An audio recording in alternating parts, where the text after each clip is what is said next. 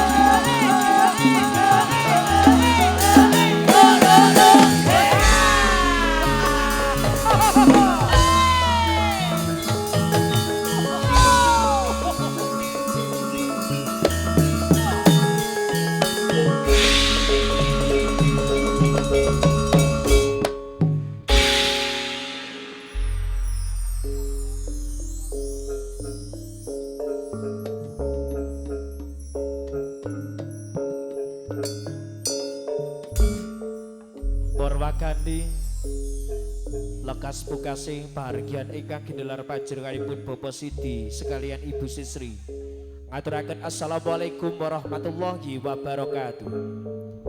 Winantu sagunge pakurmatan tumantuk panjenenganipun para tamu paligidipun panjenenganipun para sesepuh bini sepuh aji sepuh langkung linangkung ingkang dipun kasepuhaken wonten ing padusunan Betrokan Desa Wonolelo Kecamatan Sawangan Kabupaten Magelang.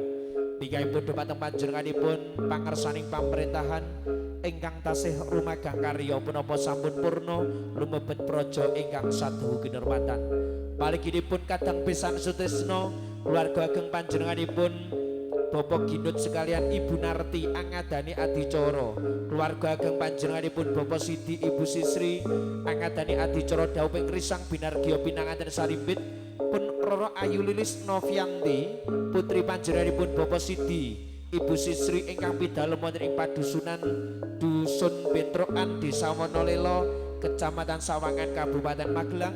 Seboten dawuh kalian panjenenganipun Bagus Ari Dimas Suyudi putra kakung panjenenganipun Bapak Ginut sekalian Ibu Narti ingkang pidalem wonten ing padusunan Betrokan Desa Wonolelo Kecamatan Sawangan Kabupaten Magelang.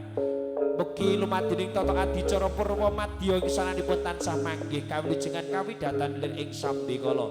Bapak Ibu ingkang saduging hormatan lumantar gelaring campursari bintang budaya.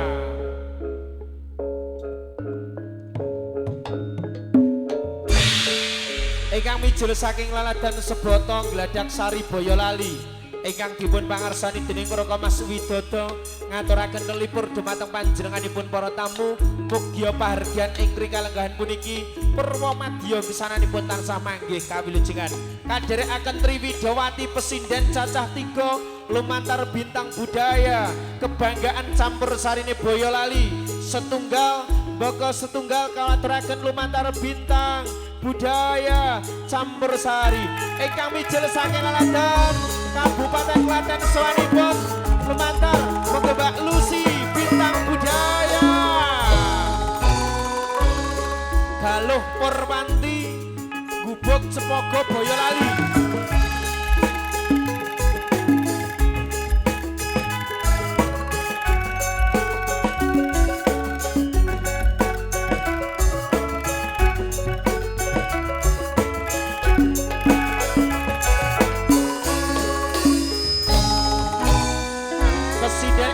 Kalajenganipun ingkang mijil saking laladan Nyamplung Ampel Boyolali Rita Olive bintang budaya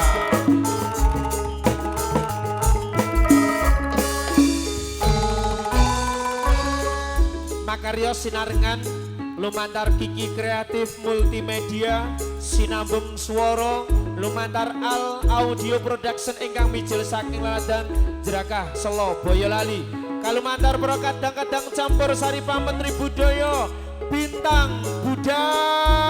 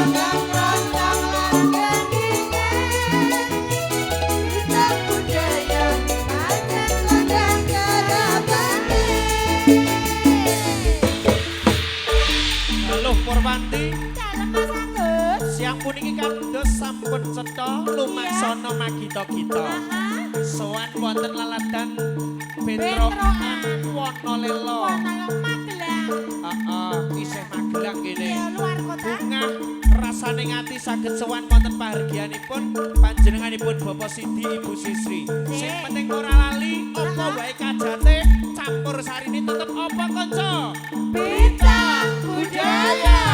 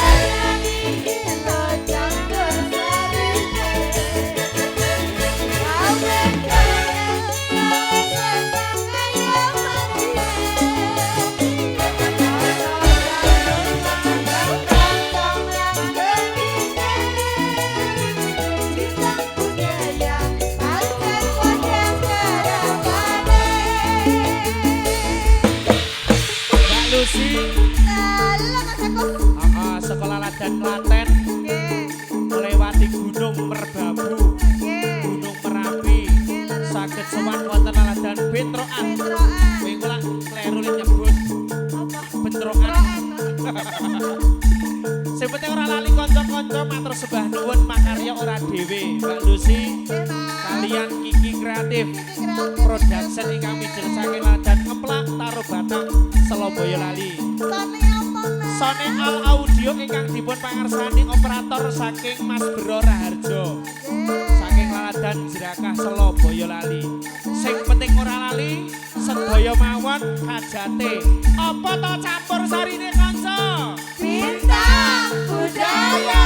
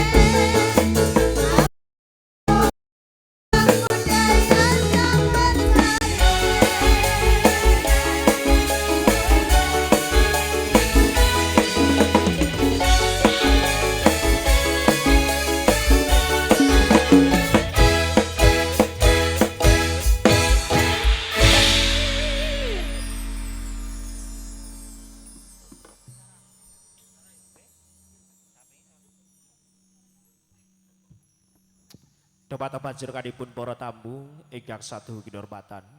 Sampun nampi sasmita bilih lupati toto adicara, sampun nampi sasmita saking panjenenganipun para paranpara.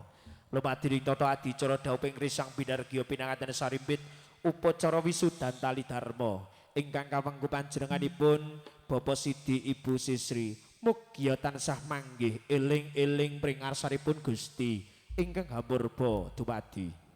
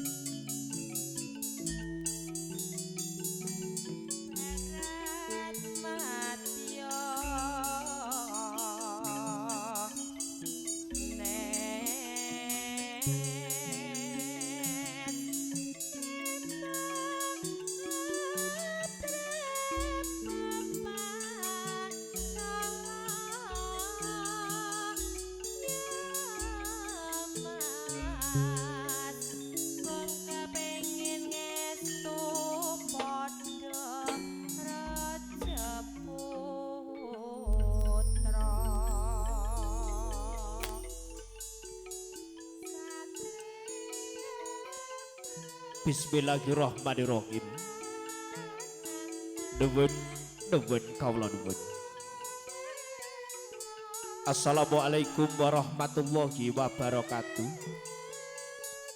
Winantu sagunging pakurmatan tumanduk panjenenganipun para tamu. Paleginipun panjenenganipun para sesepuh pinisepuh aji sepuh. Langgung linanggung ingkang dipun kasepuhaken wonten ing padusunan Bentrokan Wonolela Sawangan Kabupaten Magelang. Bingkaipun dumateng pangarsaning agami, pangarsaning pamerintahan sinebut wonten adicara dhawuhing risang binargya pinanganten sarimbit pun Roro Ayu Lilis Novianti putri panjenenganipun Bapak Sidi sekalian Ibu Sisri. Dhawuh kalian panjenenganipun Bagus Ari Dimas Suyudi putra kakung panjenenganipun Bapak Ginut sekalian Ibu Narti. Nuwun kawula nuwun. Winados sagunging pakurmatan dumateng panjenenganipun kadang pisan sutrisno panjenenganipun Bapak Ginut Ibu Narti ingkang pidalem ugi wonten ing padusunan Bentrokan Wonolela Sawangan Kabupaten Magelang. Ing rikalakan puniki kula badhe ngaturaken urut arantamaning Toto Adicara dawuhing Risang Binargya wisudan tali dharma dawuhing Risang Binargya pinanganten sarimbit pun Ora Ayu Lilis Novianti dalup kalih panjenenganipun Bagus Ari Dimas Suyuti. Pramila kalih ing kalakan puniki ngaturaken urut rantamaning Toto Adicara satunggal baka satunggal lumadering Toto Adicara. Nggih binokak lumadering Toto Adicara pambuka swanipun Risang Binargya pinanganten Putri Mijil saking Panti Busana Palereman tumuju wonten ing sasana kursi rinengga. Ing rikalakan manggih kapratitisaken swanipun Risang Binargya pinanganten Putri Mijil saking Tepaswangi papan panggen ingkang sampun dipun aturaken saking panjenenganipun Ibu Juru Sembaga. Kalajengaken lumadering Toto Adicara pinanganten Putri Satata Lenggah Rinengga swanipun Risang Binargya pinanganten kakung panjenenganipun Ibu Juru Sembaga sampun ing rikalakan ngaturaken menggah lumadering Toto Adicara swanipun Risang Binargya pinanganten kakung Mijil saking Panti Busana Palereman.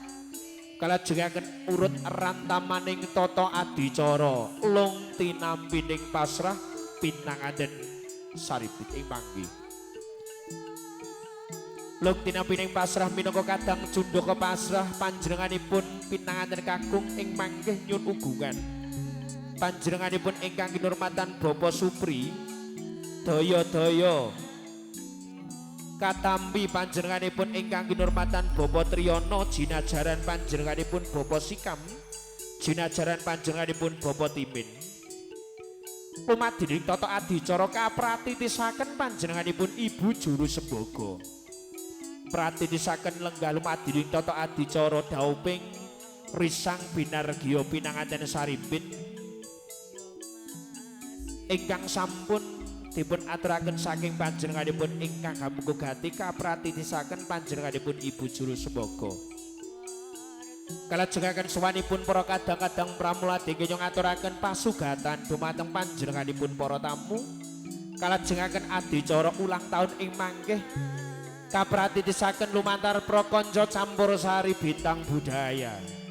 Kalajengaken lumadering Toto Adicara ingkang kapurwakan nuninje atur pambagya raharja saking panjenenganipun ingkang gamugati kanthi bombong birawaning ingkang tanpa pepindhan saking panjenenganipun ingkang gamugati Bapak Sidi sekalian Ibu Sisri boten hamatur priyangga hananging kandhut wonten saktelenging jangga ngaturaken menggah lumadering Toto Adicara atur pambagya raharja nyuwun ugungan ingkang kinurmatan panjenenganipun Bapak Lurah Bapak Marpomo jinajaran ingkang gamugati nuninje panjenenganipun Bapak Sidi sekalian Ibu Sisri. Lumadering Toto Adicara sampun paripurna pratandha cetha para kadang-kadang pramuladi sampun waradene ngaturaken pasugatan ingkang pungkasan tumbatuk panjenenganipun para tamu saking panjenenganipun Ibu Juru Sembaga ing manggih jengkaraken pinanganten sarimbit wonten saajipun koripargian pratandha cetha lumadering Toto Adicara sampun paripurna. Mugi lumadering Toto Adicara purwa madya kesananipun tansah manggih kawilujengan kawidatan liring sambikala nuwun kawula nuwun.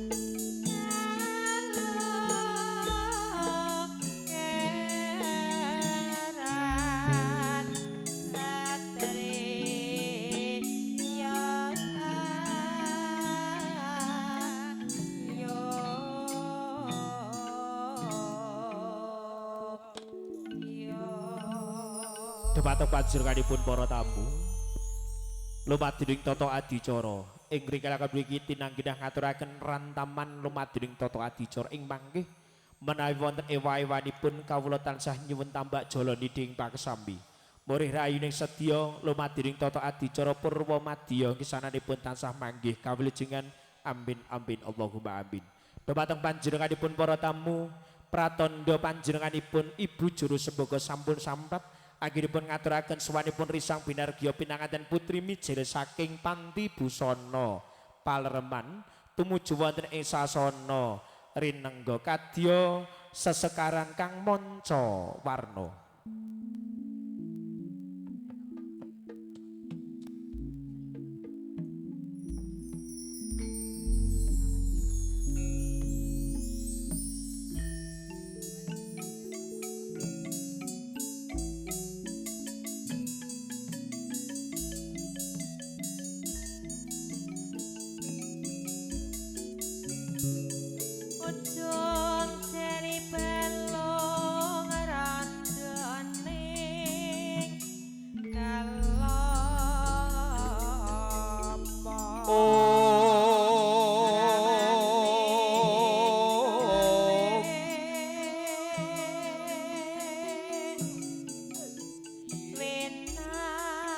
Kadya pratandha lumadring tata adicara sawanipun risang binargya pinanganten putri mijil saking Panti Busana Palereman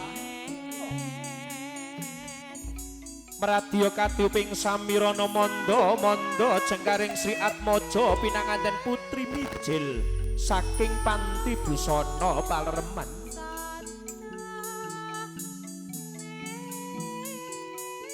sawanipun risang binargya pinanganten putri Rara Ayu Lilis Novianti putri panjenenganipun Bapak Sidi sekalian Ibu Sisri mijil saking Panti Busana Palereman panti ateges papan kang wangi sinarengan saking panjenenganipun sawanipun risang binargya pinanganten putri katebihan sansaya tebih lumaksana sawanipun risang binargya pinanganten putri saya saged saya lumaksana jengkaripun Sri pinanganten putri mijil saking Panti Busana Palereman pinanganten putri Hangagem Puspita rinonce uklira lengeh-lengeh pindha singa lupa tindak Sri Atmaja pinanganten putri mijil saking Panti Busana Palereman tumuju wonten ing sasana Karesi Rinengga. Saya caket lan saya ngalela sawanipun risang binargya pinanganten putri saking panjenenganipun Ibu Juru Sembogo pratitisaken sawanipun risang binargya pinanganten putri mijil saking Panti Busana Palereman tumuju wonten ing sasana Karesi Rinengga.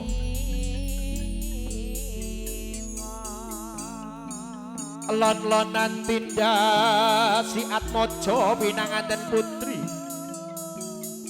samsaya caket lenggah wonten ing kursi rinengga saking panjenenganipun Ibu Juru Sembogo saking panjenenganipun Widya Puspa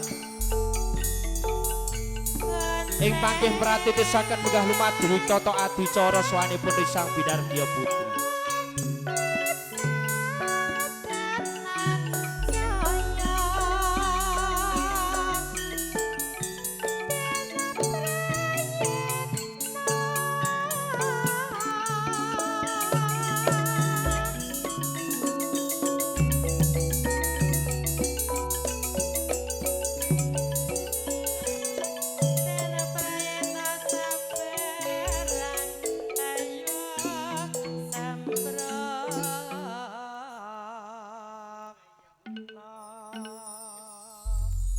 Dumateng panjenenganipun para tamu sawanipun risang binargya pinanganten putri mijil saking Panti Busana Palereman tumuju wonten ing sasana Karesi Rinengga lumaksana lumantar panjenenganipun Ibu Juru Sembogo panjenenganipun pinanganten kakung sampun sampat anggenipun sawanipun risang binargya pinanganten kakung mijil saking Panti Busana Palereman kalajengaken ing manggih pratandha lumadhining tata adicara atur pasrah panambi ing manggih saking panjenenganipun ingkang kinurmatan minangka kadang cundaka pasrah panjenenganipun Bapak Supri daya-daya katampi panjenenganipun Bapak Triyono jinajaran panjenenganipun Bapak Sikam jinajaran panjenenganipun Bapak Timbin.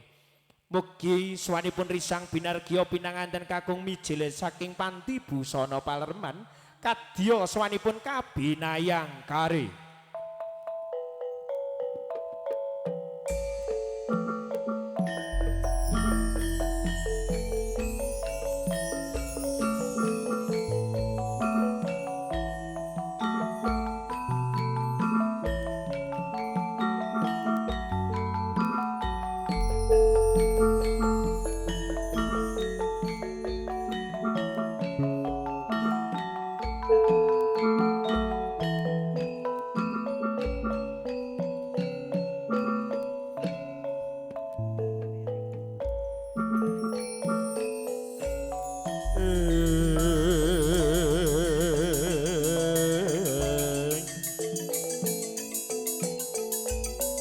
Swanipun risang binargya pinanganten kakung mijil saking panti busana Palerman tumuju wonten ing sasana lumadine hangayai lumadine tata adicara lung tinambining pasrah pinanganten kakung daya-daya ing panggih panjenenganipun Bapak Supri daya-daya katampi panjenenganipun Bapak Triyono jinajaran panjenenganipun Bapak Sikam jinajaran panjenenganipun Bapak Timbin.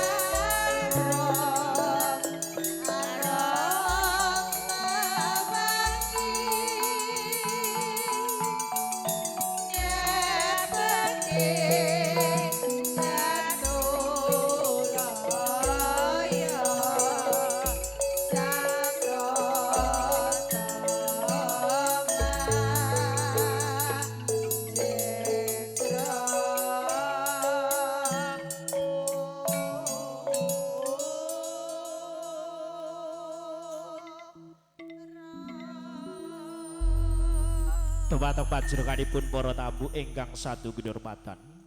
Kalajengaken lumadining tata adicara lung tinambining pasrah minangka kadang cundaka pangarsa panjenenganipun ingkang kinurmatan Bapak Ginut sekalian Ibu Narti. Pramila katipungaken dumateng panjenenganipun Bapak Supri daya-daya ing manggih katampi panjenenganipun Bapak Triyono jinajaran panjenenganipun Bapak Sikam jinajaran panjenenganipun Bapak Timbin. Pramila hanyarengi kadang pisan sutrisno satata kasuwun satata lenggah wonten pandhapi pasamuan ingkang sampun dipunaturaken panjenenganipun ingkang kinurmatan Bapak Sidi sekalian Ibu Sisri ngaturaken sugeng rawuhipun dumateng kadang pisan sutrisno keluarga ageng panjenenganipun Bapak Ginut sekalian Ibu Narti. Pramila katipungaken lumadining tata adicara lung tinambining pasrah dumateng para paranpara ingkang sampun kasebat wonten ing ngayun kasumanggaken lumadining tata adicara lung tinambining pasrah pinanganten. Pramila katipungaken dumateng panjenenganipun Bapak Supri daya-daya kasumanggaken nuwun kawula nuwun.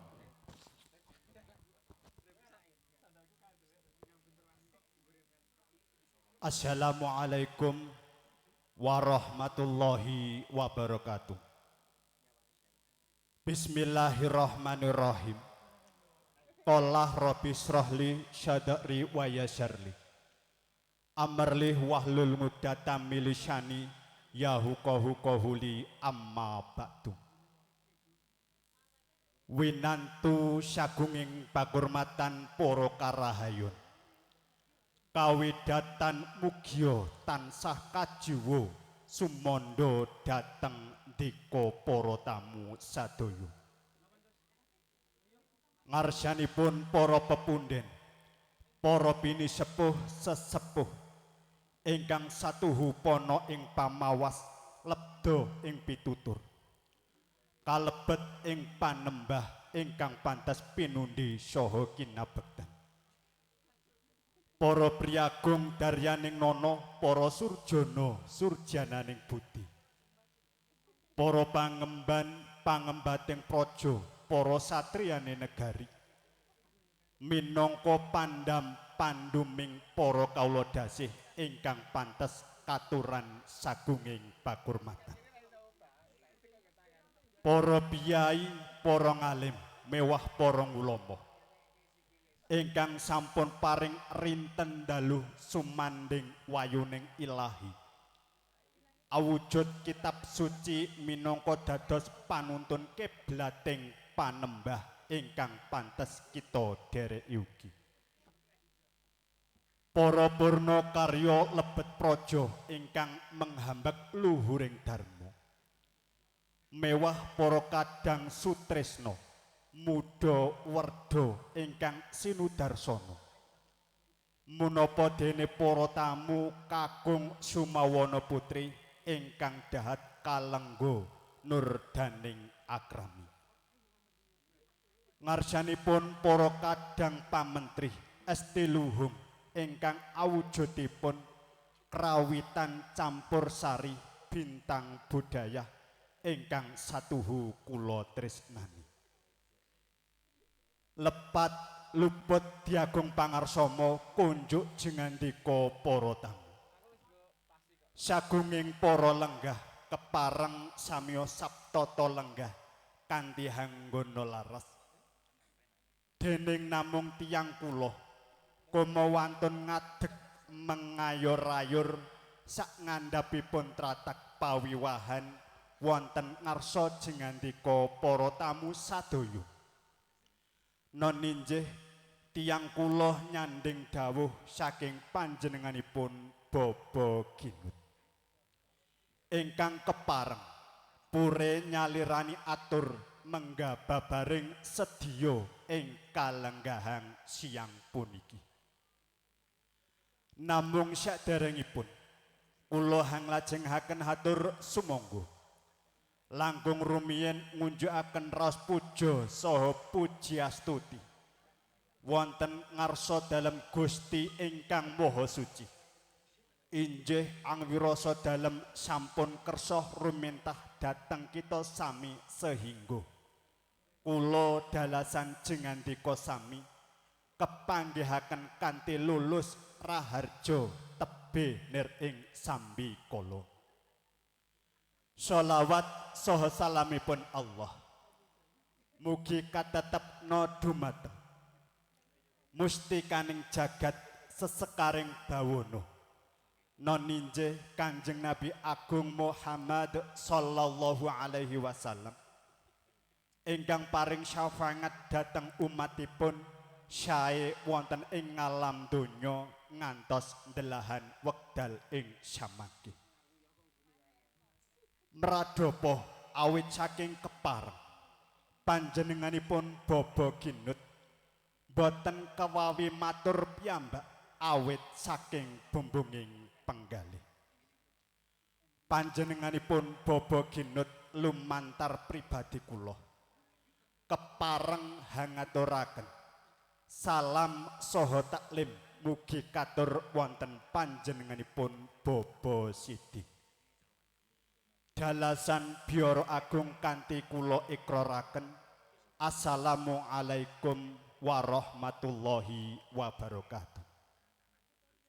Mugia karaharjan kasarasan tansah kajiwa sumandha dhateng panjenenganipun Baba Sidi dalasan keluarga. Wigatosing sedya ing kalenggahan siang puniki panjenenganipun Baba Ginut kepareng hangaturaken calon putra pinang temanten kakung ingkang tasih kawastanan ringkang pinang temanten kutub ingkang hapeparep Bagus Ari Dimas Suyudi ingkang hamengkuh wigatos kumekarna saha kedhaupna dados putra pinang temanten sak kembaran kaliyan putra putrinipun Baba Sidi ingkang hasesile Roro Hayu Lilis Noviyanti. Saking pangandhapipun panjenenganipun Bapa Ginut, mugi kababarno kadadosna dumadosing cekar cempaka sak kembaran pindho cemloroting surya kembar ing wulan purnama. Hangimuti wekdal sampun titi wancinipun pawiwahan enggal midherek widi widana ingkang sampun lumampah wonten ing padhekahan mriki.